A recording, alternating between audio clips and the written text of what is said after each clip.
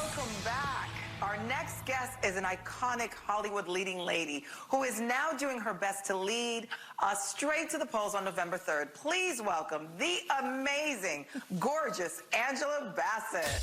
Hi. Hi, ladies. Hi. You look wonderful. Thank you, thank you. Always, I get paid to look like this. Yeah, as you can see, we are celebrating Halloween here today. How do you think we look? I think you look great. I can tell who you are just by looking at you. I don't have to guess. That is a good thing. Very good. Very good choice. Thank you. Well, the world has changed since we last saw each other. How has the last 7 months been for you? Well, it's been pretty interesting. You know, there's some good that's come out of it, you know, spending time with family, doing more cooking, more time to talk, have a conversation, get close. So I've enjoyed that. You know, I was ready for a break after last season, just not this deep of a break. So I'm making good use of it. I'm trying to. I've, you know, gained my COVID-19 pounds. I've lost my COVID-19 pounds. I've gained back, you know, a few more. So I'm still working with that. Angela, you look beautiful. I'm glad you're healthy and well.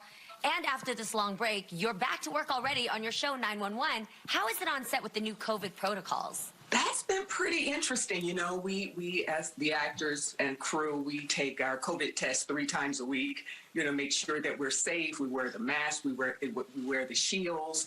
And it's kind of funny, you know, you walking, they've taped down red lines that are the trails that we take to the set. And if anyone, you know, as soon as we walked in, it's like, visors down, you know, or they're coming toward you, you walk past and they just run away from you. And it's like, I swear I don't have cooties.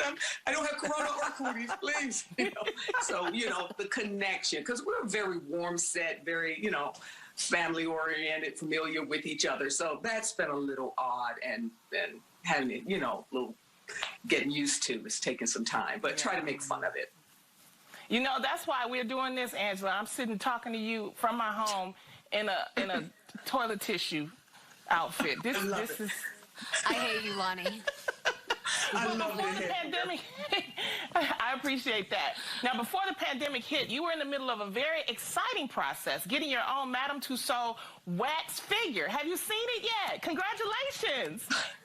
Thank you. That was really exciting. I felt really honored to have been chosen to do that, you know. But I've seen pictures of it, and I checked off. I was like, yeah, it looks like me. Either look like me or look like Beyonce. I'll be fine with that. So far, so good. But it was supposed to be unveiled this past August around my birthday. But, of course, you know, some things came up. So I'm looking forward to it whenever we can all get back to the museums. Good. Absolutely. And another thing I just love about you is that you have always been a vocal health advocate, especially for diabetes, which we know puts people at greater risk for COVID complications. Does this concern you? Oh, absolutely, especially with the holidays coming up and, you know, with the fatigue that's, you know, the COVID fatigue that's happening in our communities is very concerning. We know that underlying conditions, especially in Black and Latino communities, make us at higher risk. So I just want to, you know, encourage us to stay in contact with our healthcare providers, be really mindful of that, and let's continue to take care of ourselves. Absolutely. So great. Great. Well, back in August of this year, we mourned and continue to mourn the loss of your Black Panther co-star, Chadwick Boseman. You actually posted a tribute to him on Instagram where you mentioned that when you received your honorary degree from Howard University, his alma mater, he was actually the student assigned to escort you that day. How does it make you feel to have been a part of his journey from student to superhero? Oh, it's so satisfying. Really humble, grateful that I had an opportunity to meet him and then to see his journey.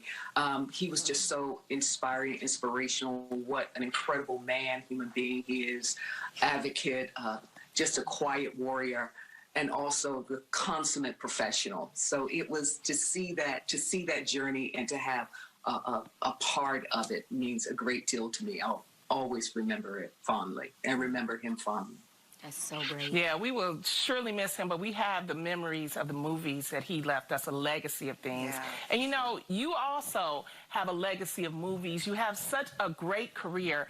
You're a mother, you're a wife, you are an actress. This is what I always wanted to ask you to help our viewers. Do you have any advice for working women out there? Oh my gosh, follow your dreams, follow your passions, always take care of yourself, you know, believe in your voice, the power of your voice, let it be heard, you know, stand up not only for yourselves, but for the, you know, the young women who are coming behind you, who are looking toward you for inspiration, for guidance, for mentoring, for support. We're awesome. We are awesome creatures. Know it, believe it, and live it.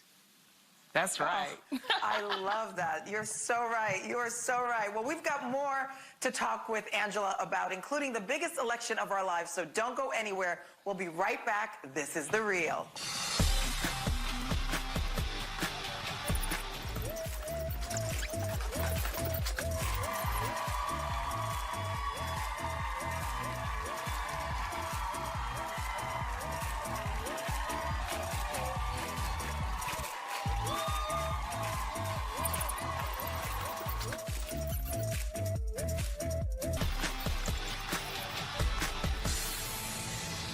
Welcome back. We are still here chatting with Angela Bassett. Now, Angela, we are a couple of days away from the election.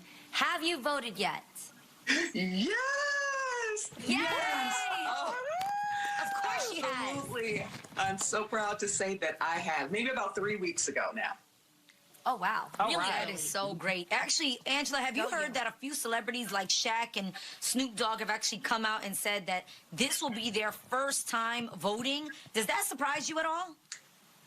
You know, in this day and age, barely anything surprises me, but I'm very happy to hear that they are indeed voting because it's more critical than ever this year.